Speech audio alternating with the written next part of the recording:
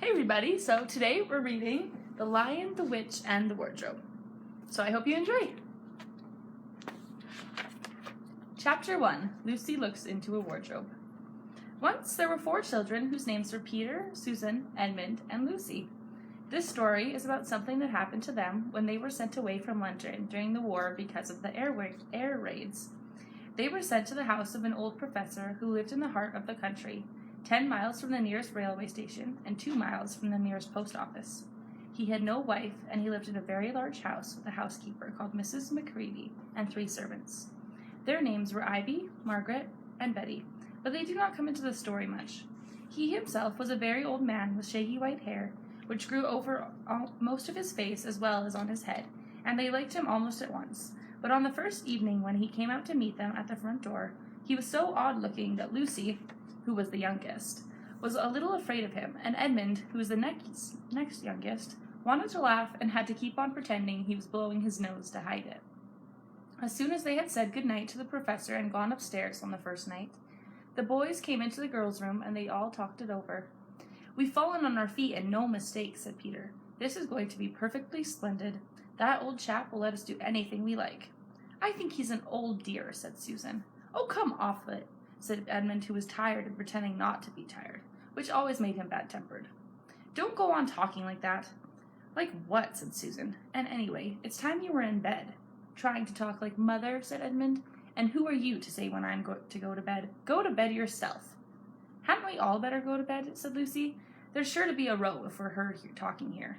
"No, there won't," said Peter. "I tell you, this is the sort of house where no one's going to mind what we do. Anyway, they won't hear us. It's about 10 minutes' walk from here down to that dining room, and any amount of stairs and passages in between." "What's that noise?" said Lucy suddenly. It was a far larger house than she had ever been in before, and the thought of all those long passages and rows of doors leading into empty rooms was beginning to make her feel a little creepy. "It's only a bird, silly," said Edmund. "It's an owl," said Peter. "This is going to be a wonderful place for birds. I shall go to bed now. I say, let's go and explore tomorrow. You might find anything in a place like this. Did you see those mountains as we came along? And those woods? There might be eagles. There might be stags. There'll be hawks." "Badgers," said Lucy. "Snakes," said Edmund. "Foxes," said Susan. But when the next morning came, there was a steady rain falling, so thick that when you looked out of the window, you could see neither the windows nor the woods, nor even the stream in the garden. "Of course it would be raining," said Edmund. They had just finished breakfast with the professor and were upstairs in the room he had set apart for them, a long, low room with 2 windows looking out in one direction and 2 in another. "Do stop grumbling, Ed," said Susan. 10 to 1 it'll clear up in an hour or so, and in the meantime we're pretty well off. There's a wireless and lots of books."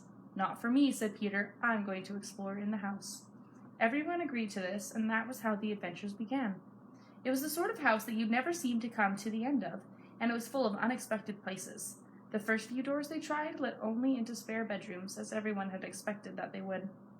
But soon they came to a very long room full of pictures, and there they found a suit of armor, and after that was a room all hung with green, with a harp in one corner, and then came 3 steps down and 5 steps up, and then a kind of little upstairs hall and a door that led out onto a balcony, and then a whole series of rooms that led into each other and were lined with books, most of them very old books, and some bigger than a Bible in church. And shortly after that they looked into a room that was quite empty except for one big wardrobe, the sort that has a looking-glass in the door. There was nothing else in the room at all except a dead blue bottle on the windowsill. Well, there's like this nice little picture right there, but that's where I'm going to stop for today. So if that interests you and you want to see what's in the wardrobe, then come check this book out from the library.